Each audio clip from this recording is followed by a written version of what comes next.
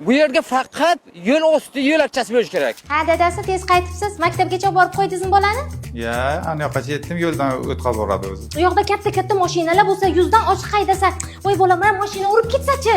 Siz ko'rib turgan ushbu manzil Buxoro shahri Sherbuddin mahallasi va bu yerda yuqori tezlikda juda ko'p avtomashinalar qatnashi sababli ham yo'ldan o'tib qaytish fuqarolarga qiyinchilik tug'dirmoqda va biz bu masalani o'rganish uchun manzilga yetib keldik. 3 ta maktab yo'qda bo'lsa, 3 ta maktab yo'qda bog'cha, bug'pes. Ha, men o'zimga necha marta bo'lgan, oyog'im singan, o'taman desam, amaq deydi shoferlar. Sizni ko'tarib o'tkazish kerakmi? 100 bilan keladi. Sar qo'l urib ketishga. Hozir bu semafor bor, e'tibor qilmaydi hech kim.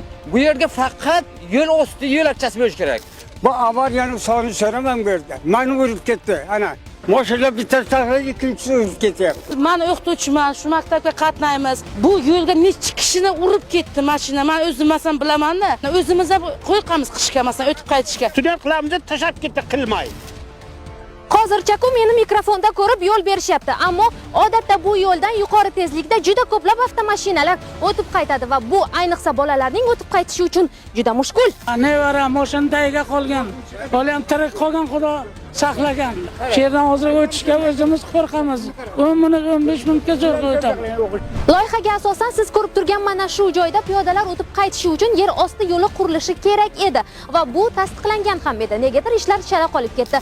20 ta 30 ta odam chiqib, mana bu yerda qurilish bo'layotgan joyda janjal bo'lgan, boshqa holat bo'lgan.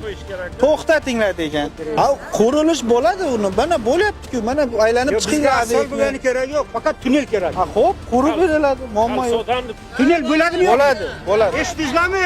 Bo'ladi. Bo'ladi.